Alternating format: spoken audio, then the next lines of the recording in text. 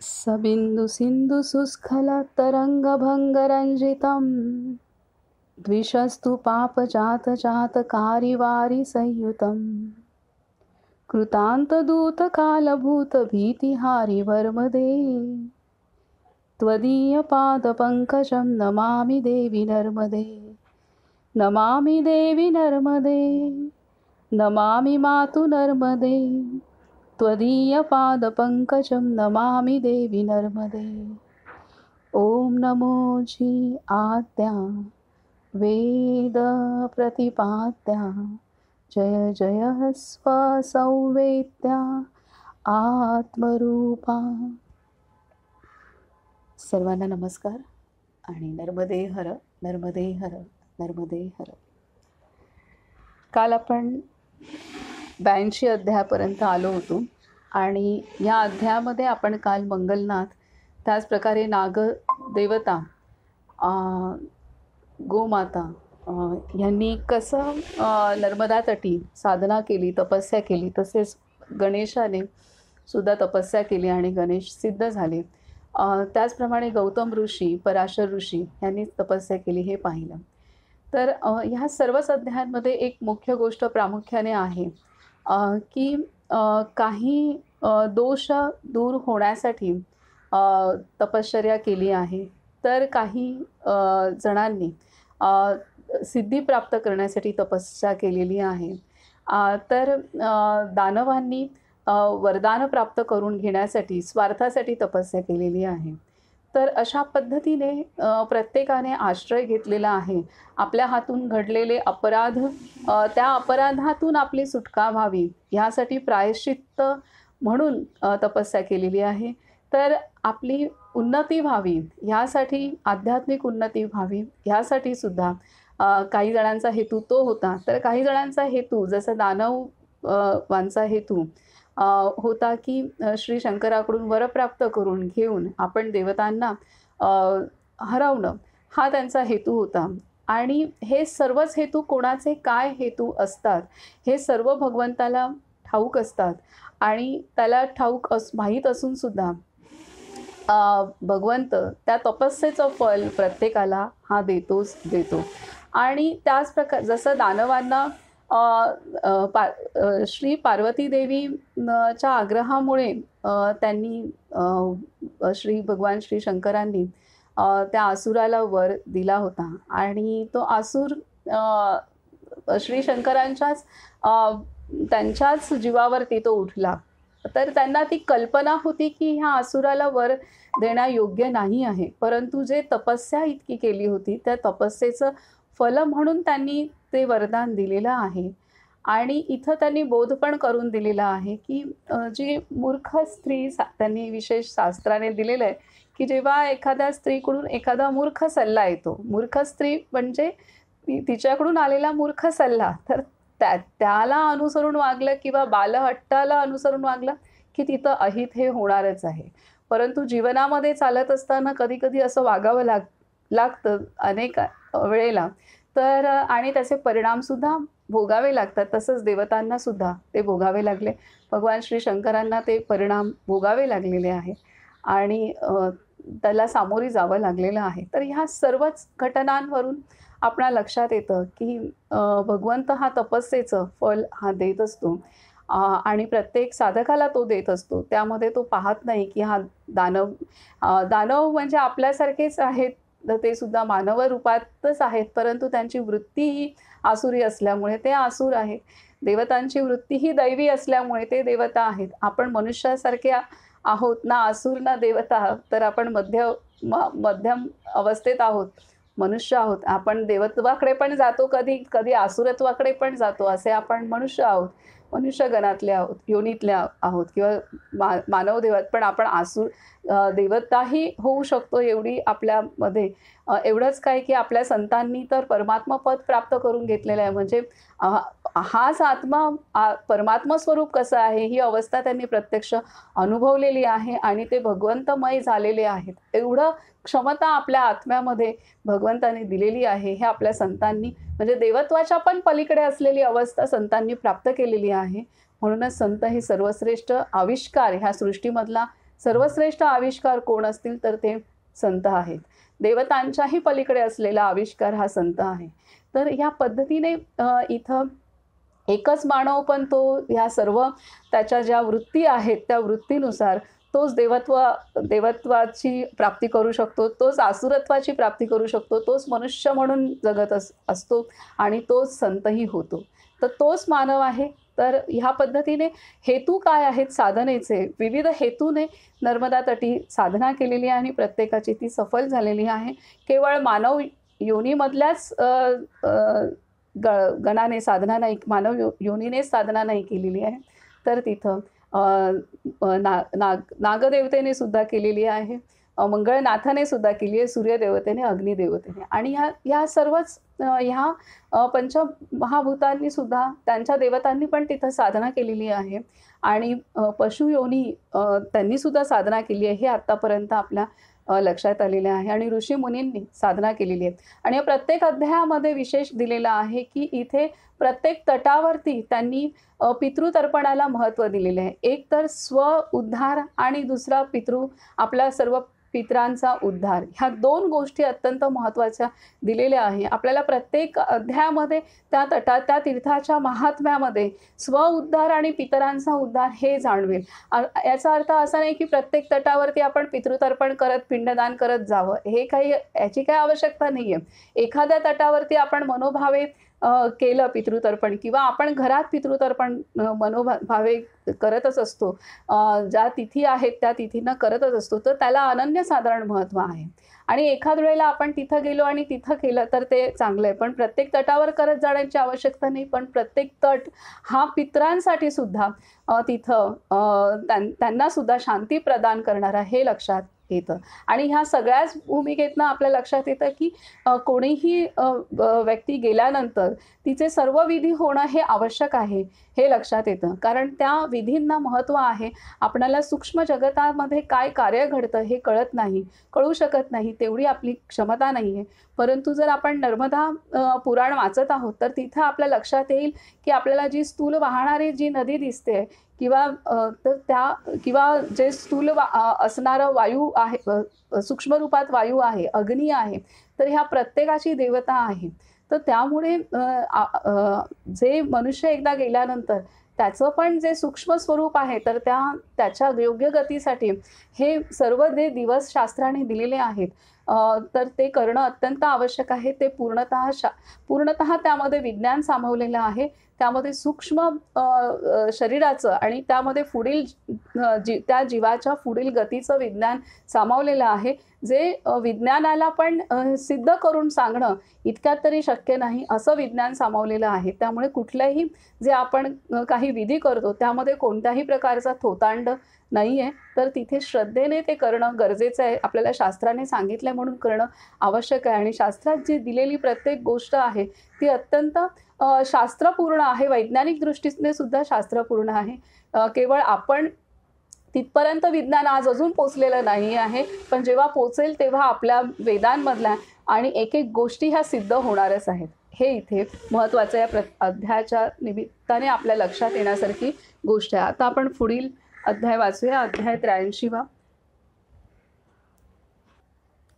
ही गोष्ट ह्यासाठी स्पष्ट जाणवली की हे वाचत असताना मला सुद्धा जे मृत्यूनंतर जे विधी करतात आणि त्या विधींच्या वेळेला उपस्थित असणं किंवा तेव्हा एखाद्या कुटुंबात जाऊन भेट घेणं हे आवश्यक आहे, किंवा तेव्हा तिथं एखादा तरी विधीला उपस्थित असणं ही गोष्ट करावी असं मलाही स्पर्श झालं.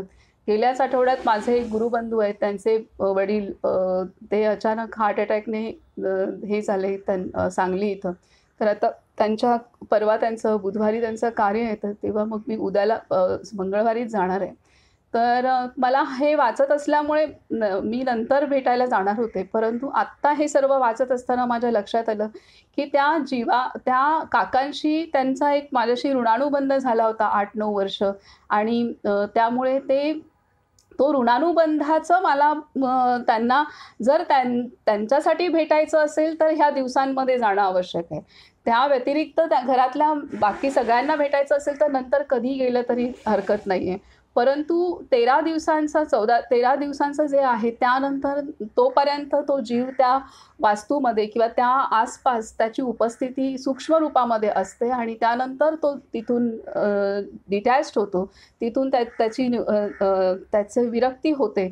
तर त्यामुळे हे थोडं जाणवलं हे सर्व वाचत असताना आणि त्यामुळे असं लक्षात आलं, की नाही पुन्हा ही संधी येऊ शकत नाही. तर त्यामुळे आपला जो ऋणानुबंध आहे, तर त्या ऋणानुबंधासाठी आपण तिथं त्या दिवसांमध्ये एखादा दिवस तरी आपण तिथं जाणं आवश्यक आहे. त्या जीवाच्यासाठी जाणं आवश्यक आहे आणि नंतर जी भेटी होतात त्या भेटी कुटुंबियांना त्या गोष्टी वेगळ्या, परंतु ह्या त्या जीवासाठी तिथं तेव्हा जाणं आवश्यक आहे. हे हे वाचत असताना जाणवलं. त्यामुळे मग मी तिकीट केलं. आता मंगळवारी जाणं होईल. आज थोडं आपण जास्त वाचन करू कारण मंगळवार, बुधवार आपलं वाचन नाही होईल. तर आज आपण थोडंसं करू. रोज करतोच आहे, पण आजही करू आपण. तर आता पुढील अध्याय आहे. अध्याय 83 हनुमंतेश्वर महात्म्य वर्णन. हनुमंतेश्वर महात्म्य वर्णन. ओम नमो नर्मदाय. श्री मार्कंडेय उवाच. ततो गच्छेन महाराज तीर्थम परमशोभनम ब्रह्महत्या हरम प्रोक्तम रेवातट समाश्रयम. मुनिश्रेष्ठ श्री मार्कंडेय वदले, महाराज त्यानंतर श्री नर्मदा तटावर स्थित ब्रह्महत्या विनाशक परमशोभिवंत तीर्थास जावे असे म्हटले आहे. काय सांगतायत की ब्रह्महत्या विनाशक परमशोभिवंत तीर्थास जावे असे म्हटले आहे, जिथे हनुमंतेश्वर नावाचे श्रेष्ठ लिंग स्थित आहे. राजा युधिष्ठिरने विचारले, श्री नर्मदा तटावर स्थित ब्रह्महत्या विनाशक या तीर्थाचे हनुमंतेश्वर नाव कसे झाले? हे सर्व मला कथन करावे. श्री मार्कंडेय वदले, ठीक आहे. हे सोमवंश विभूषित अत्यंत गुप्त अशा या तीर्थाबद्दल मी कोणाला सांगितले नाही. जरी मी वृद्धावस्थेने पीडित असलो तरी मी स्नेहपूर्वक तुम्हाला सांगीन. पूर्वी श्रीराम रावणाचे महायुद्ध झाले. ब्रह्मदेवाचे पुत्र महर्षी पुलस्त्य होते. त्यांचा पुत्र विश्रवा होता. विश्रवापासून दशमुखी ब्रह्मराक्षस रावण झाला. भगवान श्री शंकराच्या कृपेने तो त्रिभुवनात विजयी झाला. त्याने सर्व देवांना जिंकले. जेव्हा त्याने श्रीरामाची पत्नी सीतेचे हरण केले तेव्हा कुंभकर्णाने सीतेला सोड असे म्हणत त्याला अडवले. बिभीषण व मंदोदरीनेही त्याला पुन्हा पुन्हा अडवून समजावले, आपणास कार्तवीर्याने जिंकले आहे. ज्याला रेणुकापुत्र परशुरामाने ठार केले व त्या परशुरामाला श्रीरामाने जिंकले आहे. तेव्हा श्रीरामाशी युद्ध केल्यास आपला जय कसा होईल? तेव्हा रावणाने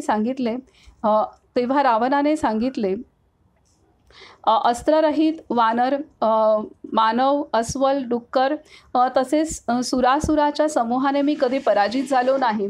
श्री मार्कंडेय वदले, श्री रामचंद्राने सुग्रीव, हनुमान, कुमुद, अंगद आदी अन्य सहायकांसह रावणाला पराजित केले.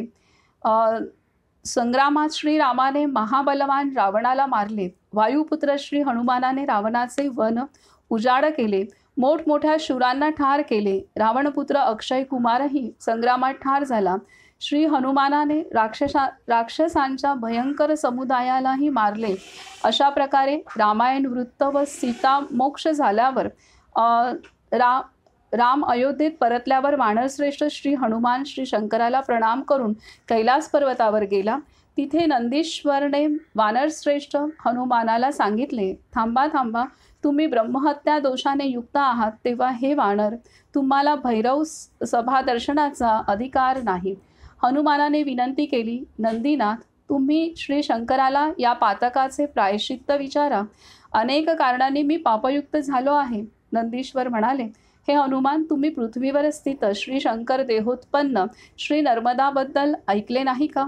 श्री नर्मदाचे नाव ऐकल्यावर 1 जन्माचे व संकीर्तनाने 10 जन्माचे पाप नष्ट होते. तसेच श्री नर्मदात स्नान केल्यावर 30 जन्माचे पाप नष्ट होते. यास्तव तुम्ही श्री नर्मदा तटावर जाऊन तप करा. अशा प्रकारे नंदीश्वराचे वचन ऐकून वायुपुत्र श्री हनुमान औरवी नदी संगमाच्या दक्षिणेकडे श्री नर्मदा तटावर पोहोचले. त्या शुभ संगम तीर्थावर त्रिनेत्री, त्रिशूळधारी, जटामुकुटयुक्त, सर्परूप, यज्ञोपवीतधारी, भस्मशोभित सर्वांगाचे डमरुनाद उत्पन्न करणारे अर्धनारी नटेश्वर नंदीश्वरारूढ शांत श्री शंकर भगवानाचे चिंतन केले. अशा प्रकारे अनेक वर्ष श्री हनुमानाने ईश्वराची उपासना केली. तेव्हा उमादेवीसह श्री शंकर संतुष्ट होऊन तिथे आले आणि मेघासम गंभीर वाणीने मधुर शब्दात वदले, वा छान, हे पुत्र, तू महाकष्ट केलेस. प्रिय हनुमान, रावणाला मारण्यात तू तर आधी काही पापच केले नाहीस. तू तर स्वामी कार्यात तत्पर होतास. माझ्या दर्शनाने तू सिद्ध झालास. श्री हनुमानाने अर्धांगी उमादेवीसह समोर स्थित श्री शंकराला साष्टांग नमस्कार करून त्यांची स्तुती केली. हे शंभू महादेव, आपला जय जयकार असो. आपणास माझा नमस्कार असो. अंधकारासुर विनाशक, आपला जय जयकार असो. हे गंगा शिरोधारी, आपला जय जयकार असो. अशी स्तुती केल्यावर भगवान श्री महादेवाने वरदायी शब्द उच्चारले. हे वायुपुत्र वत्स, तू मला वर माग. श्री हनुमानाने विनवले, हे श्री महेश्वर, ब्रह्मराक्षसाच्या वधामुळे मला हत्येचे पाप लागले आहे. आपल्या संभाषणाने मी पापयुक्त होऊ नये. ईश्वर वदले, हे पुत्र, श्री नर्मदा तीर्थाच्या महात्म्यामुळे, धर्मयोगाच्या प्रभावामुळे, शिवाय माझ्या दर्शनामुळे तू निसंशय निष्पाप झाला आहेस. हे वायुपुत्र, अन्य वरही मी तुला देत आहे. मारुती, हनुमान, अंजनीपुत्र, वायुपुत्र, महाबली, रामेश्वर, फाल्गुन गोत्र, पिंगाक्ष, अमित विक्रम, उदधी श्रेष्ठ, दशग्रीव, रावणाभिमान नष्ट करणारा, लक्ष्मण प्राणदाता, सीता शोक विनाशक, ही संसार उपकारार्थ सर्व भय बाधा निवारक नावे अभिव्यक्त करून भगवान श्री शंकर उमादेवीसह अंतर्धान झाले. तेव्हा श्री हनुमानाने भक्तिपूर्वक श्री शंकराची स्थापना केली. त्यांनी आत्मबल योग तसेच ब्रह्मचर्याच्या प्रभावाने व ईश्वर कृपा प्रसादाने भगवान श्री शंकराचे ते सर्व इच्छा पूर्ण करणारे लिंग स्थापले. ते शिवलिंग अच्छेद व विनाशोत्पत्ती रहित असे विचारपूर्वक निर्माण केले आहे. श्री मार्कंडेय वदले, पुत्र, हनुमंतेश्वराचा प्रत्यक्ष प्रत्यय ऐक. हे पांडुपुत्र, तो प्रसंग त्रेतांती व द्वापराच्या सुरुवातीला झाला. त्या काळी पृथ्वी तलावर सुपर्वा नावाचा राजा होता, ज्याला सदा सुख प्राप्त होते. त्याच्या राज्यात सर्व पुरुष दीर्घायू होते. तो राजा पुत्रधनयुक्त तसेच चोरांचा उपद्रव वर्जित असा होता. शतभाऊ नावाचा त्याचा पुत्र भयंकर पराक्रमी होता. हे राजा, तो सदा पापधर्मात आसक्त होऊन संपूर्ण पृथ्वी पर्वत वनात भ्रमण करू लागला. एकदा वीट आला असताना हरणाच्या कळपाबरोबर विंध्य पर्वतावर आला, जो वृक्षांनी वेढलेला, हत्तीचा कळप तसेच सिंह व चित्त्याने शोभायमान, हरण व रानडुकरांनी पूर्ण होता. त्या वनात क्रीडा केल्यावर त्याने श्री नर्मदाला प्रणाम केला. पुढे तो चिंचिनी वनशोभा संपन्न कदंब वृक्षांनी शोभित शतकोस विस्तीर्ण हनुमंत वनात पोहोचला. ते वन डाळिंब, करंज, खैर, पाटल, गुलाब आणि बोर अशा झाडांनी युक्त, शमी व तेंदू वृक्षांनी तसेच हरणे व रानडुकरांनी परिपूर्ण होते. भुंग्यांच्या स्वरांनी ते प्रतिध्वनित होते, तसेच कबुतरांच्या थव्यांच्या आवाजाने शोभित होते. शरद ऋतूतील अश्विन महिन्याच्या कृष्ण पक्षात त्याने खूप क्रीडा केली.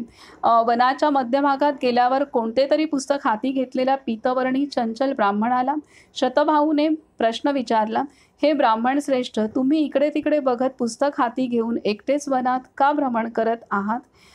ब्राह्मणाने सांगितले, हे राजा, मी कान्यकुब्ज देशातून आलो आहे. श्री हनुमंतेश्वर तीर्थात अस्थि विसर्जनासाठी राजकन्येने मला पाठवले आहे. राजाने विचारले, हे ब्राह्मण, हनुमंतेश्वर तीर्थातील जलात अस्थि विसर्जन का करतात? याचे मला आश्चर्य वाटते. कृपया मला सांगा.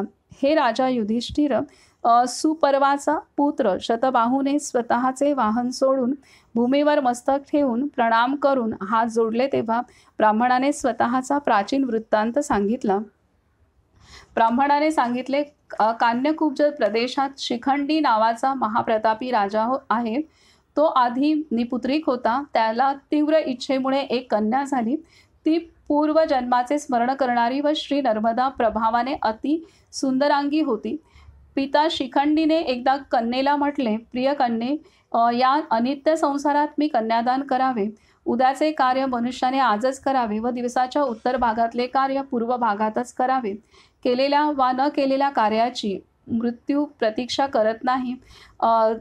कन्या उत्तरली, आदरणीय पिता, मी ज्यावेळी जिथे इच्छा करेन तिथेच तुम्ही कन्यादान करावे. कन्येचे उत्तर ऐकून राजा आश्चर्यचकित झाला. राजा शिखंडी म्हणाला, हे भाग्यवान श्रेष्ठ कन्ये, तू जे आश्चर्यजनक उत्तर दिलेस ते पुन्हा मला सांग.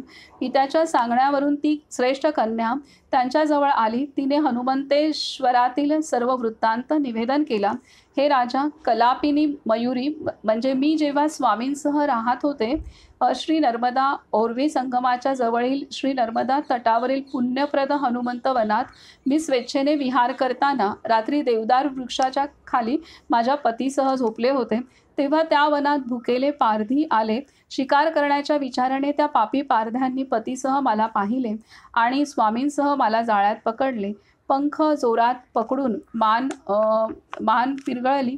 त्या पारध्यांनी पतीसह मला अग्निज्वाळात भाजून यथेच्छ मांस खाल्ले व स्वस्थ चित्ताने रात्री ते झोपले.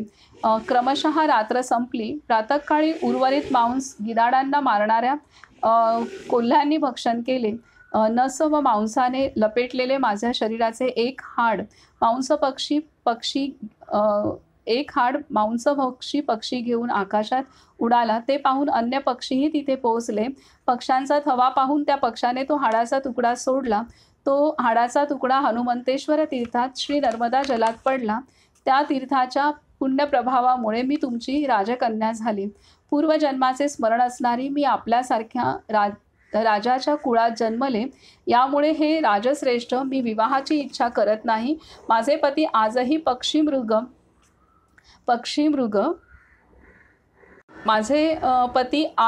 पक्षीमृग या विषम जातीत जन्म घेत आहेत.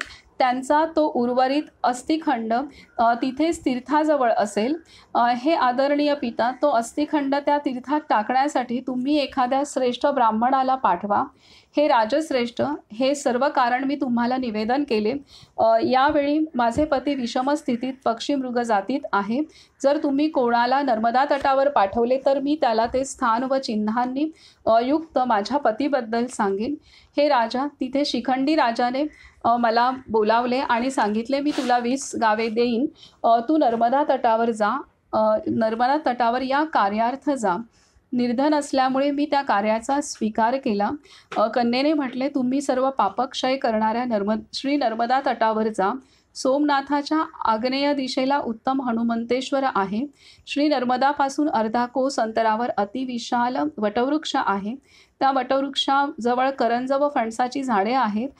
तुम्ही त्या वटवृक्षाजवळ सूक्ष्म हाडे पाहाल. तुम्ही ती एकत्रित करून श्री नर्मदा तटावर न्या. आश्विन महिन्याच्या कृष्ण पक्षातील शिवतीर्थ चतुर्दशीला भगवान श्री शंकराला भक्तिपूर्वक स्नान घालून तुम्ही रात्री जागरण करा. पुन्हा प्रातःकाळी नाभीपर्यंत जलात जाऊन त्यांची मुक्ती व्हावी असे उच्चारण करून त्या अस्थींचे विसर्जन करा. अस्थि विसर्जनानंतर पुन्हा पापनाशक स्नान करा. राजश्रेष्ठ, असे केल्याने त्यांना सद्गती प्राप्त होईल. कन्येने जे सांगितले ते मी सर्व लिहून घेतले आहे. राजश्रेष्ठ, या हेतूने मी या पापनाशक तीर्थास आलो आहे. तिने सूचित केलेले तीर्थाचे चिन्ह पाहून पूर्वोक्त विधानानुसार श्री नर्मदा जलात मी अस्थि विसर्जन केले. तेव्हा तिथे फुलांचा वर्षाव झाला आणि हे पांडव वा उत्तम असे शब्द ऐकू आले. तेव्हाच त्या पक्षाकरता दिव्य विमान आले. तो मयूर दिव्य रूपधारी होऊन विमानावर चढून स्वर्गात गेला. राजा, हनुमंतेश्वरात घडलेला प्रसंग पाहून ब्राह्मण व शतबाहूने अनशत व्रत केले. भगवानाच्या आराधनेत मग्न अशा त्या दोघांनी निज देह शुष्क केले. ब्राह्मण व शतबाहू भगवानाचे ध्यान करत तिथेच वास्तव्य करू लागले. एका पक्षात श्रेष्ठ मनस्वी शतबाहूने मृत्यूला वरले. लहान लहान घंटांनी युक्त जाळ्याने शोभिवंत एक विमान आले. राजश्रेष्ठ, अतिउत्तम. तुम्ही या विमानावर आरोहण करा. तेव्हा शतभाऊ उत्तरले, जोपर्यंत मला उपदेश देणारे गुरुस्वरूप श्रेष्ठ ब्राह्मण या विमानावर चढत नाहीत तोपर्यंत मी स्वर्गमार्गाकडे जाणार नाही. अप्सरांनी सांगितले, हा ब्राह्मण लोभी आहे. लोभामुळेच पापसंग्रह होतो. राजा सत्वगुणांचा आश्रय घेऊन जे हनुमंतेश्वर तीर्थात मरण पावतात ते सर्व पापक्षय करणाऱ्या शिवलोकात जातात. राजा, या ब्राह्मणाचा पापक्षय अजून झाला नाही. ब्राह्मणाच्या मनात घर व पत्नीची चिंता आहे. तेव्हा नम्रपणे शतभाऊने सांगितले, ब्राह्मण श्रेष्ठ, अनर्थाचे मूळ असलेला लोभ तुम्ही सोडा. त्यानंतर स्वर्गकन्यांसह राजा स्वर्गात गेला. काही दिवसांनी स्तुतीपाठकासह ब्राह्मण स्वर्गात गेला व तीर्थाच्या प्रभावाने बर्ही म्हणजे मयूरसुद्धा काशीराजाचा पुत्र झाला. पूर्वजन्मात कन्याद्वारा दिलेल्या आत्म्याचे ध्यान चिंतन करत बर्ही राजपुत्र झाला. त्या साध्वी कन्येने त्याला प्रौढ तरुण रूपात पाहून पित्याच्या आज्ञेने स्वयंवरात निजपती असलेल्या त्या राजकुमाराला प्राप्त केले. श्री मार्कंडेय वदले, राजश्रेष्ठ, त्या तीर्थात असा वृत्तांत घडला. राजा, या कारणास्तव हे तीर्थ परमपवित्र आहे. राजा, अष्टमी आणि चतुर्दशीला सर्व काळ, विशेषतः आश्विन महिन्यात कृष्ण पक्षाच्या चतुर्दशीला भगवान श्री शंकराला मध, दूध, तूप तसेच साखर मिश्रित दह्याने आणि पुन्हा कुश मिश्रित जलाने स्नान घालावे. पुन्हा सुगंधित चंदनाने श्री महेश्वराला लेपन करावे. त्यानंतर सुंदर सुगंधी फुले आणि बिल्वपत्राने श्री शंकराचे पूजन करावे. मुचुकुंद, कुंद, जाई, गवत फुले आदी फुलांनी राणफुलांनी तसेच ऋतूनुसार फुलणाऱ्या फुलांनी श्री हनुमंतेश्वर शिवाची परमभक्तीने पूजा करावी. तुपाचा दिवा लावावा, तसेच तूप नसल्यास तेलाचा दिवा लावावा. वेद पारंगत सर्व लक्षणांनी युक्त कुलीन ब्राह्मणाकरवी श्राद्ध करावे. योग्य ब्राह्मणांना अन्न, वस्त्र व सुवर्णदानाने तृप्त करावे. नरकात पडलेले पितृगण स्वर्गात जावेत असे सांगून ब्राह्मणांना प्रणाम करावा. पतित ब्राह्मणांचा श्राद्धात त्याग करावा. परपुरुषाशी शरीर संबंध ठेवणाऱ्या स्त्रीच्या पतीला श्राद्धात बोलवू नये. निज पतीला सोडून अन्य पुरुषाशी शरीर संबंध ठेवणाऱ्या स्त्रीला देवगण वृषली असे संबोधतात. ब्रह्महत्या, मदिरापान, गुरुस्त्री संग, सुवर्ण चौर्य कर्म व मित्रद्रोहामुळे निर्माण होणारे सर्व पाप नष्ट होते असे श्री शंकराने सांगितले आहे. श्री मार्कंडेय वदले, पुत्र, खूप बोलून काय उपयोग. सर्व पापयुक्त पुरुषानेही ब्राह्मणाला दान द्यावे. विशेषतः त्या तीर्थात गोदान करावे, कारण पार्थ सर्व दानात गोदान श्रेष्ठ मानले आहे. गाय सर्व देवता स्वरूप आहे व सर्व देवता गाय स्वरूप आहेत. राजा, तिच्या शिंगाच्या अग्रभागात नित्य इंद्राचा निवास आहे. तिच्या वक्षस्थलात स्कंद, शिरावर ब्रह्मदेव, भाली श्री शिवशंकर, नेत्रांत चंद्र सूर्यदेव, जिभेवर सरस्वती आहे. राजा, मरुद्गण साध्य तिचे दात आहेत. तिच्या हुंकारात अंग, व्याकरणादी पदक्रमसहित 4 वेद आहेत. असंख्य तपस्वी ऋषी गायीच्या रोमछिद्रात निवास करतात. महिष वाहन, दंडहस्त, महाकाय, कृष्णवर्णीय, शुभाशुभ परीक्षक यमराज नित्य गायीच्या पृष्ठभागावर स्थित आहेत. दुग्धधारावाले 4 पुण्यसागर गायीच्या स्तनात आहेत. विष्णू चरणोद्भव केवळ दर्शनाने पाप नष्ट करणारी भगवती गंगा गायीच्या मूत्रात स्थित आहे. पुण्यसागर गायीच्या स्तनात वाहतात. विष्णू चरणोद्भव केवळ दर्शनाने पाप नष्ट करणारी भगवती गंगा गायीच्या मूत्रात स्थित आहे. म्हणून सर्व विद्वानांद्वारा ती वंदनीय आहे. सर्व मंगलदायिनी पवित्र भगवती लक्ष्मी नित्य गायीच्या शेणात स्थित आहे. म्हणून मानवाने शेणाचा सर्व अंगाला लेप करावा. गंधर्व, अप्सरा व नाग गायीच्या अग्रभागात स्थित आहेत. भरतवंशोत्पन्न राजा, सागरांती पृथ्वीवर जी तीर्थे स्थित आहेत ती सर्व गायीत जाणावी. म्हणून गाय सर्व तीर्थमयी आहे. आणि गोदुग्ध, दही, तूप, मूत्र, शेण हे पंचगव्य परमपवित्र आहे. युधिष्ठिरने विचारले, गाय सर्व देवमयी आहे. ती सर्व देवात शोभिवंत आहे. हे पूज्य, आपण हे सांगा की गायीत सर्व देवांचा निवास का आहे? श्री मार्कंडेय वदले, भगवान श्री विष्णू सर्व देवमय आहेत व गाय श्री विष्णूंच्या शरीरातून निर्माण झाली. देवही श्री विष्णूंच्या शरीरातून उत्पन्न झाले. पांडव, मानवाने तिच्याबद्दल विविध कल्पना केल्या. श्वेता, कपिला, क्षिरिणी, सवत्सा, सुशीला, वस्त्राच्छादिता, दोहोनिका, स्वर्णशृंगी व सुभूषिता अशी गाय हनुमंतेश्वराच्या समोर भक्तिपूर्वक उत्तम सुपात्र विद्वान ब्राह्मणाला द्यावी. स्वर्ग व अनंत फल इच्छिणाऱ्याने विधिनियमानुसार गोदान करावे. असमर्थाला गाय दिल्यासही मानव विष्णू लोकात जातो. तेथून त्याचे पतन होऊन भूतलावर ब्राह्मणाच्या घरी गुण विद्या धनसंपत्तीयुक्त कुशल पुत्राच्या रूपात जन्म घेतो. राजा, सर्व पापहारी हनुमंतेश्वर तीर्थाच्या महात्म्याची कथा ऐकून वर्णसंकरामुळे होणाऱ्या पापातून मुक्ती मिळते. दूर राहून चिंतन करणारा आणि त्या तीर्थाचे दर्शन करणारा निसंशय सर्व पापातून मुक्त होतो. हा श्री स्कंद पुराणातील रेवा खंडाच्या पूर्व भागातील हनुमंतेश्वर महात्म्य वर्णन नावाचा 83वा अध्याय पूर्ण झाला. तर इथं आता आपण जे आधीही म्हणत होतो की मृत्यूनंतरचे सर्व दिवस महत्त्वाचे जे दिवस विशेषत्वाने केले जातात. तिसऱ्या दिवशी माती केली जाते की तिथे अस्थी गोळा केल्या जातात. त्यानंतर अस्थी विसर्जन आहे. 10वा दिवस, 12वा दिवस, 13वा दिवस, हे सर्व जे दिवस आहेत त्या दिवशी त्या गोष्टी करतात आणि त्यांना महत्त्व आहे. आणि त्याच प्रकारे आता अस्थि विसर्जनाला पण किती महत्त्व आहे हे या अध्यायात लक्षात येते. आणि योग्य त्या तीर्थामध्ये अस्थि विसर्जित करणं आवश्यक आहे. हे त्या तीर्थाचं महात्म्य आहे. आणि इथे ह्या अध्यायामध्ये विशेषत्वाने जे पक्षी योनीमध्ये जी होती ती तिचं पक्षी योनीत असलेली एक पक्षी आणि पक्षिणी दोघंही रात्री झोपलेले असताना व्याधाकडून ते मारले जातात. तो व्याध त्यांना जाळून त्यांचं भक्षण करतो, मांस भक्षण करतो. थोडं जे शिल्लक राहिलं असतं ते तिथे मग पक्षी दुसऱ्या दिवशी घेऊन जात असताना ते त्या पक्षाच्या तोंडातून इतर पक्षी पण त्याच्या मागे लागतात. तर त्याच्या तोंडातून तो मांसाचा तुकडा खाली पाण्यात पडतो. म्हणजे ते हाडासहित मांस पाण्यात नर्मदेच्या जलामध्ये पडतं.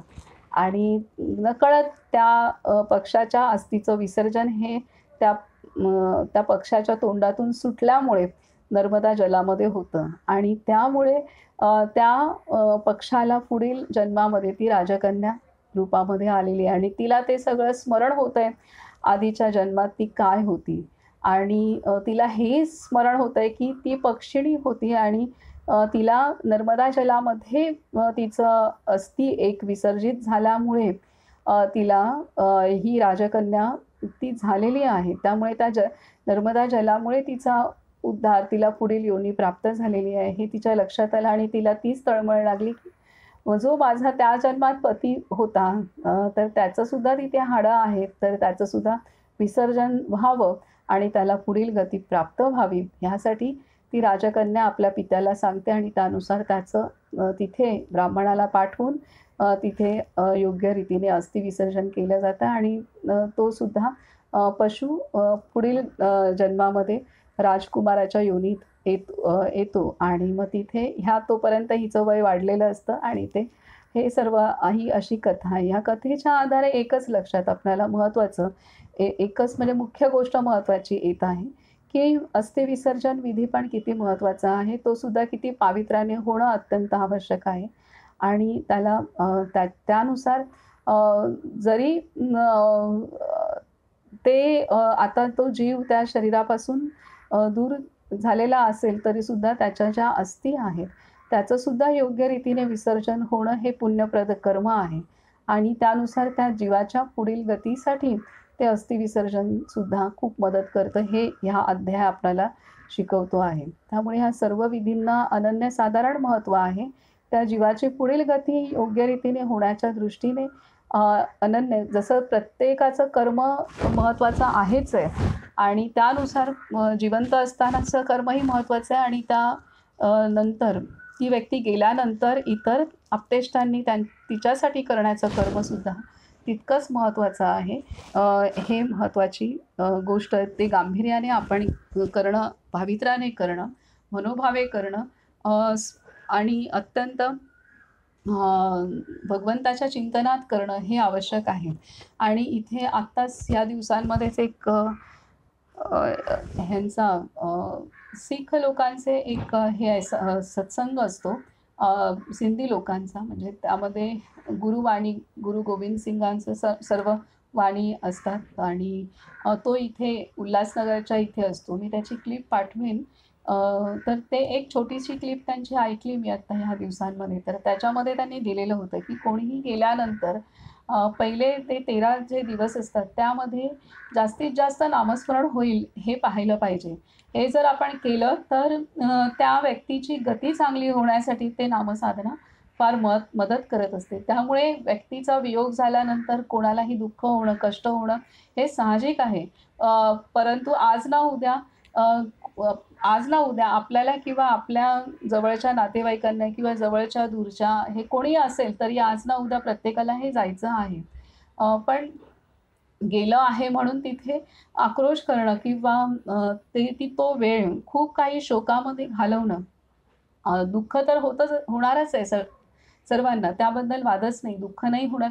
पण जास्तीत जास्त जर आपण आतून शांतपणे मन संतुलनात ठेवून आपल्याला खरंच जर त्या जीवाच्या प्रती काही करायची इच्छा असेल तर तो कालावधी अत्यंत महत्त्वाचा आहे की त्याचं सूक्ष्म शरीर तिथे असतं उपस्थित आणि अ, अ, त्याच्या गतीसाठी, त्याच्या पुढील याच्यासाठी आपण योगदान करणं अत्यंत आवश्यक आहे. त्यामुळे ते तसं वातावरण जर आपण घरात आपण स्थापन करू शकलो किंवा स्वतःच्या अंतरी स्थापन करू शकलो तर अत्यंत महत्त्वाची गोष्ट आहे. नाहीतरी काही 4 माणसं येणार, रडणार, आठवणी काढणार, हा असा होता, तसा होता.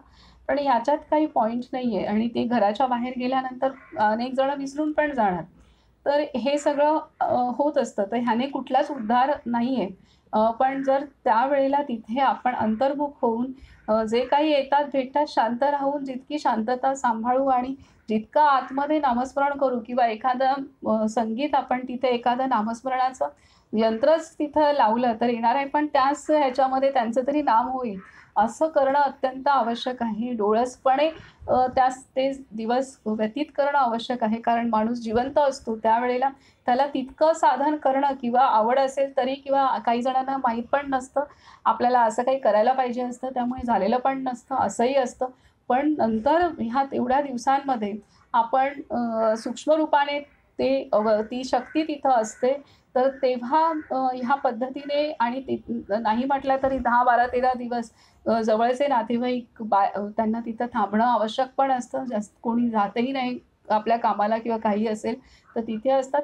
तर तो एक कालावधी असतो. तर ह्या पद्धतीने आपण वातावरण आपल्या घरातलं आणि असं जर ठेवण्याचा प्रयत्न हळू केला तर एक त्याच्यामधली योगदान लक्षात येऊ शकतं आणि आपल्या घरापासून किंवा आपण जर असं आचरण केलं तर आज ना उद्या अशा पद्धतीने काही ठिकाणी आपल्याला पाहायला मिळेल जेणेकरून त्या जीवाची गती पुढे चांगली होण्यासाठी आपण त्यामध्ये खूप मोठं योगदान घातलेलं असेल. हे महत्त्वाची भूमिका सूक्ष्म पातळीवरती होऊ शकते.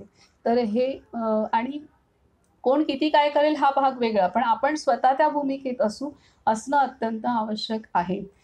तर हे आहे आणि असं करू शकतो आपण. पुढील अध्याय आहे अध्याय 84वा.